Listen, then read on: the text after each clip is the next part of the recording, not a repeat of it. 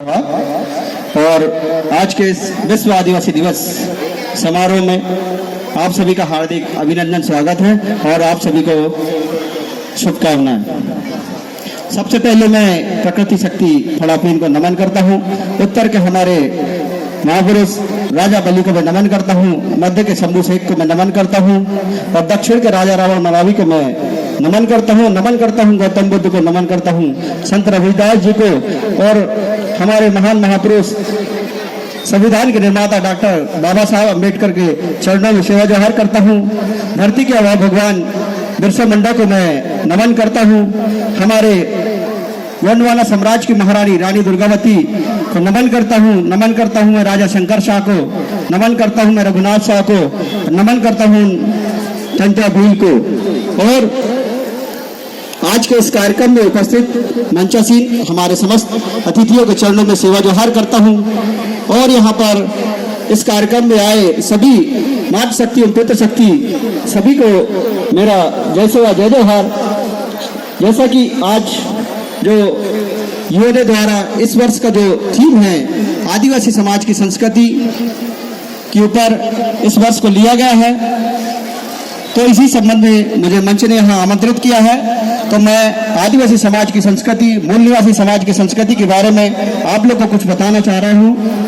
तो जहाँ तक संस्कृति की बात है, आदिवासी की बात है, मूल निवासी की बात है, तो अगर संस्कृति जिंदा रहेगी, आदिवासी या मूल निवासी समाज को अगर बचाना है तो हमको संस्कृति को बचाना होगा, तभी हम लोग इस मानव समाज को बचा सकते हैं। जैसे आपने देखा होगा कि पर्यावरण दिवस मनाया जाता है पर्यावरण को बचाने के लिए, ऐसे ही आज विश्व आदिवासी दिवस मनाया जा रहा है आदिवासियों को बचाने के लिए, उसकी संस्कृति को बचाने के लिए। अगर संस्कृति जिंदा रहेगी तो आदिवासी समाज जिंदा रहेगा और आदिवासी समाज जिंदा रहेगा तो पूरा मानव समाज जिंदा रहेगा।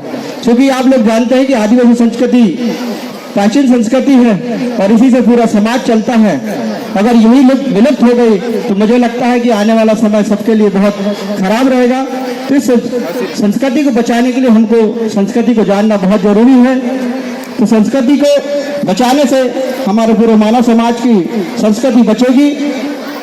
तो सबसे पहले मैं आदिवासी समाज की बात करता हूं। तो हमारे आदिवासी समाज प्रकृति का पुजारी है, प्रकृति को मानने वाला है और ये हर काम अपने प्रकृति के सापेक्ष करता है। और जैसा कि अगर हम शुरुआत करें हमारे पूजा पाठ, जब भी आपने देखा होगा जो सुमरनी हुई तो हमारी प्रकृति शक्ति फड़ापेन की सुमरनी हुई। तो जो हमारे प्रकृति शक्ति फड़ापेन है, आप लोग ने देखा होगा, हमने सुमरनी तो किया लेकिन प्रकृति शक्ति फड़ापेन क्या है बहुत से लोगों को नहीं मालूम। तो मैं बताना चाहूंगा कि प्रकृति शक्ति फड़ापेन है क्या चीज। तो प्रकृति शक्ति फड़ापेन, आपने इस दुनिया में, संसार में, सृष्टि में ये देखा होगा कि कोई भी जीव का अगर निर्माण होता है तो नर और मादा, महिला और पुरुष, उसके क्रिया और प्रतिक्रिया से ही संभव होता है। तो जो मैं आप लोग कोई भी लोग हो अगर इस दुनिया में आए हैं तो माता पिता, छल्ला घांगरा या ऋण धन की जो क्रिया प्रतिक्रिया हुई है उसी से आप लोग पैदा हुए। और जो चीज से पैदा होता है नर और मादा, महिला और पुरुष, जिसको हम माता पिता कहते हैं, उससे जो चीज पैदा होता है उसी को प्रकृति शक्ति फड़ापेन कहते हैं। तो बोले प्रकृति शक्ति फड़ापेन था। तो हम लोग कहाँ से पैदा हुए? अपने माता पिता से। तो हमारा मेन भगवान कौन हुआ? माता पिता। तो हमको किसकी सेवा करना चाहिए? तो हमने किसका चिन्ह रखा है? माता पिता का चिन्ह रखा है। तो हमारा जो मेन भगवान है माता पिता है और उसकी सेवा करेंगे तो हमको अच्छी शिक्षा मिलेगी, अच्छे भोजन मिलेगा, हमको अच्छा जीवन जीने का एक तरीका मिलेगा। तो इसलिए हमको किसके? माता पिता की पहले सेवा करना है, उसके बाद परिवार की और फिर समाज की और देश की सेवा करना है। तो जो हमारा पूजा पाठ होता है, पूजा पाठ का तरीका हमारा पूरा प्राकृतिक होता है। जैसा कि आपने देखा होगा हमारे पूजा पाठ में कोई भी प्रकार की अगरबत्ती, नारियल या सिंदूर का चढ़ावा नहीं होता। जैसा कि हम लोग प्रकृति के पुजारी हैं तो हमारा जितना भी जो पूजा पाठ का तरीका है पूरा प्राकृतिक होता है। जैसे आपने देखा होगा हमारे थाली में महुआ का फूल रहता है और रार रहता है। रार से हम लोग होम लगाते हैं और जो हमारा जो थाली जो घुमाने का जो तरीका होता है हमारा दाएं से बाएं होता है। जो दाएं से बाएं होने का सिर्फ एक ही मकसद है हमारा कि हम लोग प्रकृति के सापेक्ष चलते हैं। जैसे पृथ्वी अपने धुरी पे दाएं से बाएं चलती है वैसे ही हमारा समाज हर काम दाएं से बाएं करता है। इसलिए हम लोग हर काम दाएं से बाएं करते हैं। आप लोग ने खेत खलियान या जहाँ भी देखा होगा, जैसे बच्चे लोग अगर डांस करते हैं, कभी भी बच्चों को आप देखना अगर डांस करते हैं तो कभी भी घूमेंगे तो कैसे घूमेंगे? दाएं से बाएं। शुरुआत कैसे करेंगे? दाएं से बाएं। ऐसे ही हमारे समाज के जितने भी काम हैं वो सब काम दाएं से बाएं होते हैं। तो हम लोग प्रकृति के सापेक्ष चलते हैं, इसलिए हम लोग सभी चीज प्राकृतिक चीजों से ही पूजा पाठ करते हैं। और आप लोग को ये ध्यान रखना है कि जब भी आप अपने घरों में पूजा पाठ का काम करते हैं, गृह प्रवेश करते हैं या कोई भी काम करते हैं, तो हमारे जो आदिवासी समाज के भगत भूमिका जो होते हैं, पुजारी होते हैं, उन्हीं से पूजा पाठ कराना चाहिए। क्योंकि अगर पूजा पाठ उनसे कराओगे तो वो आपके देवी देवताओं को जानते हैं, तो वो आपकी पूजा पाठ अच्छे ढंग से कर सकते हैं। जैसे आप अगर अदर लोगों से कराओगे तो वो आपके देवी देवताओं को तो जानते ही नहीं, पहचानते नहीं, तो आपकी पूजा पाठ कैसे करा पाएंगे। तो मैं आप सभी लोगों से अनुरोध करना चाहूँगा कि जब भी आपके घरों में जो भी पूजा पाठ होते हैं अपने भगत भूमिकाओं से कराएं।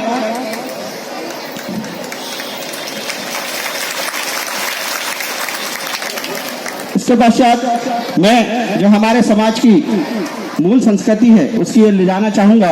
और आपने देखा होगा बाजू में एक पहादीपारी कुपार लिंगों की एक फोटो लगी है, वो हमारे समाज के धर्मगुरु हैं, जिसको हम पहादीपारी कुपार लिंगों की हैं, जिसने हमारे संस्कृति रीति रिवाज इसके बारे में पूरे समाज को एक देन दिया है। जैसे कि अभी आपने देखा, विधायक जी ने बताया कि आपका समाज इतने सालों से चला आ रहा है, मतलब आदिवासी समाज आदिकाल से वास करने वाला इतने सालों तक जिंदा है। इसका यही है कि उसकी जो परंपरा है, रीति रिवाज है, पूरी प्राकृतिक है, पूरे प्रकृति के आधार पर चलता है, इसलिए ये समाज आज तक इतना जिंदा है। इसके पश्चात मैं आपको संस्कृति जो हमारे समाज में मूल निवासी समाज है, आदिवासी समाज है, उसकी जो मूल संस्कृति है उसकी ओर ले जाना चाहूँगा। जैसे हमारे समाज की संस्कृति 3 ही होती है, बहुत से लोगों को पता नहीं होगा। अभी हमने जैसे आदिवासी संस्कृति ज्ञान प्रतियोगिता करवाया था तो बहुत से लोगों ने लिखा है 16, लेकिन हमारे आदिवासी समाज की संस्कृति में सिर्फ 3 ही संस्कार होते हैं। तो 3 संस्कार कौन कौन से होते हैं हमारे?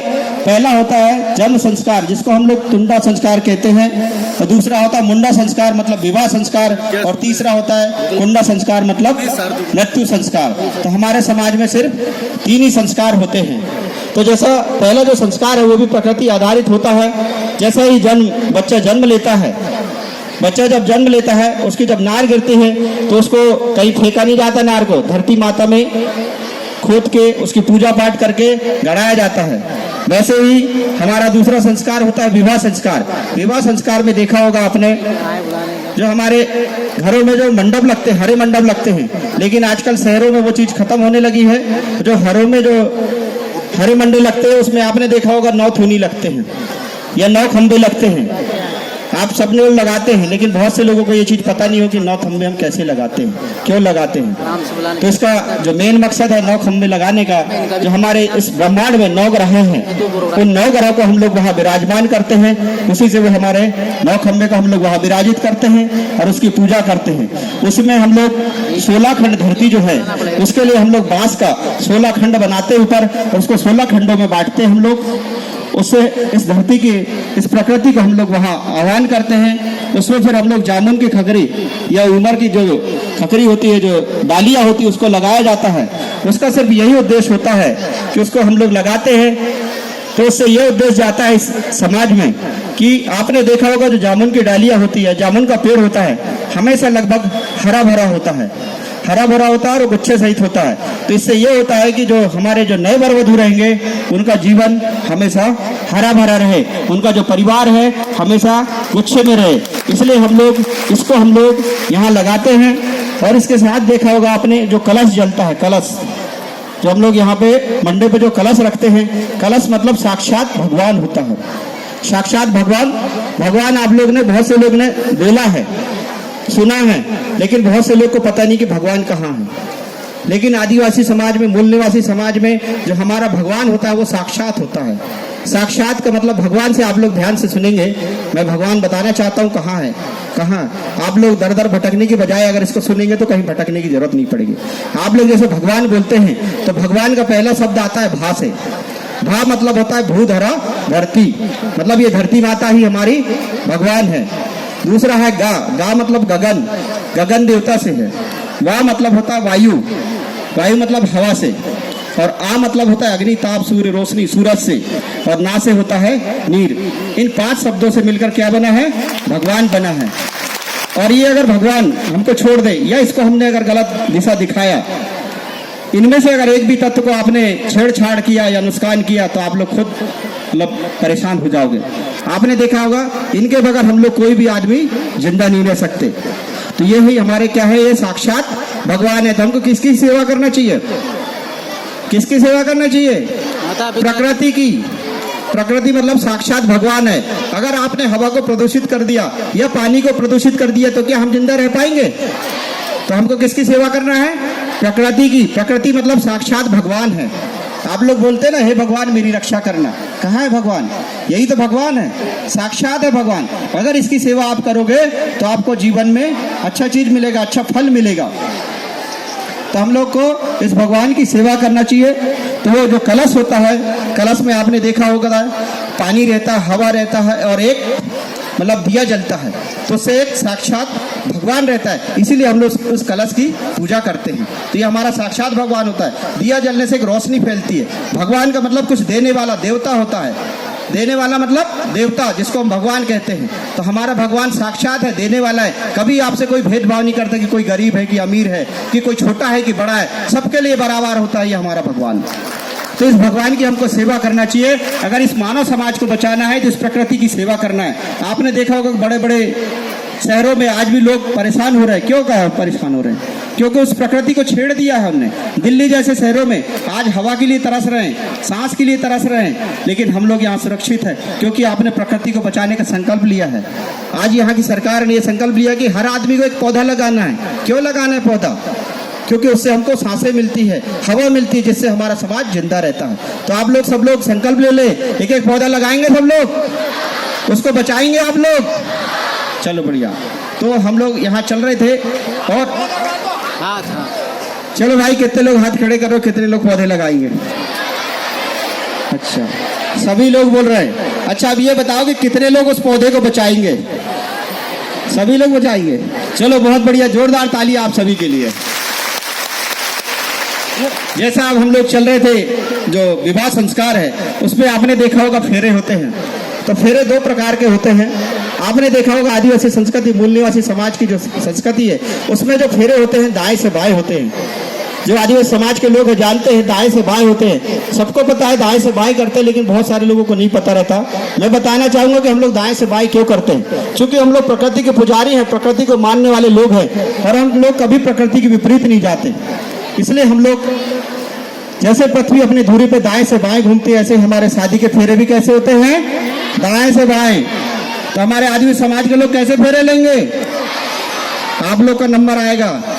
कोई अगर उल्टा कराएगा तो आप लोग बताना कि हम क्यों ऐसा करते हैं, ठीक है कि नहीं?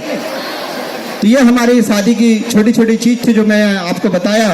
और जैसे आप लोग अब जैसे हमारा तीसरा जो संस्कार होता है कुंडा संस्कार, जिसको मृत्यु संस्कार कहते हैं हम लोग। मृत्यु संस्कार आदिवासी समाज में मैंने देखा है कि दफनाने की प्रथा है, मिट्टी देने की प्रथा है। प्रथा तो है मिट्टी देने की, दफनाने की, लेकिन हमारे समाज के बहुत सारे लोगों को पता नहीं होता कि हम लोग क्यों मिट्टी देते हैं। जैसे हम लोग, अभी मैंने आप लोग को बताया कि हम लोग प्रकृति के पुजारी, प्रकृति को मानने वाले लोग हैं और हमारे समाज में इसको दफनाने, मिट्टी देने की प्रथा है। और मिट्टी हम लोग क्यों देते हैं? क्योंकि हम लोग प्रकृति के विपरीत नहीं जाना चाहते, इसलिए हम लोग मिट्टी देते हैं। और मैं इसका एक छोटा सा उदाहरण बताना चाहूँगा कि हम लोग मिट्टी क्यों देते हैं। अभी जैसे मैं जिंदा हूँ या आप लोग जिंदा हैं, तो हमारे शरीर में कितने तत्व हैं? 5 तत्व। कौन कौन से? धरती, गगन, वायु, अग्नि और जल। उसी से बना है हमारा शरीर। 5 तत्वों से हमारा शरीर बना है, ठीक है? आज हम जिंदा हैं तो हमारे शरीर में कितने हैं? 5 तत्व। अगर कोई आदमी मर जाता है या मैं मर जाता हूँ तो मेरे शरीर में कितने चीज बचेंगे? सिर्फ एक चीज बचेगा। मान लो मैं मर गया, कोई मर गया, तो आप उसको छुओगे तो कैसा रहेगा? वो ठंडा हो जाएगा। ठंडा हो जाएगा। कैसा हो जाएगा? मतलब ताप, रोशनी, सूर्य वहां से क्या हो गया? चला गया। मतलब वो खत्म हो गया, ऑटोमेटिक चला गया। उसके बाद उसको काटोगे तो वहां क्या खून निकलेगा? नहीं, पानी। तो पानी भी चला गया। जो अभी मैं सांस ले रहा हूँ, मरने के बाद क्या आदमी सांस ले सकता है? तो क्या चली गई? सांस भी चली गई, ठीक है? और जो मैं बोल चाल कर रहा हूँ, हिल रहा हूँ, अगर मैं मर जाऊंगा तो आत्मा रहेगी क्या? मतलब आसमान का जो रूप है आत्मा है, आत्मा रहेगी क्या फिर? तो चारों चीज कहाँ चले गए? अपनी अपनी जगह में। अब बचा क्या? सिर्फ मिट्टी। अब बचा क्या? सिर्फ मिट्टी बचा। चारों चीज अपनी अपनी जगह पे चले गए, सिर्फ बची है मिट्टी। इसलिए हमारे समाज में मिट्टी बच गया, तो मिट्टी को हम लोग कहाँ दफनाते हैं? मिट्टी में। ये हमारे समाज की परंपरा है, रीति रिवाज है। हम लोग प्रकृति को छेड़ना नहीं चाहते। अगर हम लोग इसको जलाते तो क्या होता? क्योंकि हम लोग प्रकृति के पुजारे हैं। हमारे समाज में ये बोला है कि अगर हम जलाते तो हमको क्या काटना पड़ता? लकड़ी काटना पड़ता, तो पेड़ नष्ट होता कि नहीं? और उसको जलाने से जो धुआं निकलता तो क्या नष्ट होता? पर्यावरण नष्ट होता। और उसको अगर राख को हम लोग कहाँ डालते हैं? नदी में डालते तो क्या नष्ट होता? जल प्रदूषित होता। तो हमारा समाज ऐसा चाहता है कि होना चाहिए? नहीं होना चाहिए। इसलिए इसको हम लोग कहाँ दबा देते हैं? मिट्टी में दफना देते हैं। तो ये हमारे समाज की संस्कार है, रीति रिवाज है। तो आप लोग को मैंने इस चीजों के बारे में बताया। और जहां तक जो हमारे संस्कार में जो उपवास और व्रत रखने की, महिला और पुरुषों को थोड़ा सा ध्यान देने की जरूरत है। मैं एक संदेश देना चाह रहा हूँ, संदेश छोड़ना चाह रहा हूँ आप लोग को। आपने देखा होगा अभी जो नवरात्र का समय आएगा, तो हमारे समाज की महिलाएं पुरुष उपवास रहती 9 दिन की। मन लोग को कुछ कमेंट्स नहीं करना चाह रहा, लेकिन मैं एक संदेश देना चाह रहा हूँ। जो उपवास रखते हैं उनसे मेरा अनुरोध है कि आप लोग उपवास तो नवदुर्गा में 9 दिन के लिए रहते हैं, देवी माता के लिए रहते हैं। उससे आपको